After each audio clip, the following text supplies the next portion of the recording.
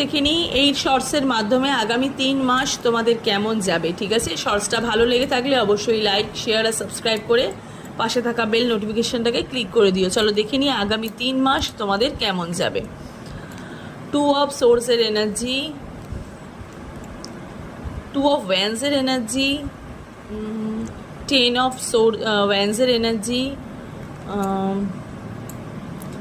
King of সোর্সের energy. আচ্ছা, একটু অবস্টাকেল দেখতে পাচ্ছি আগামী 3 মাসের মধ্যে, কিন্তু একটু অবস্টাকেল দেখতে পাচ্ছি, হয়তো কোনো কু নজর বা খারাপ নজরের মধ্যে কিন্তু পড়তে পারো।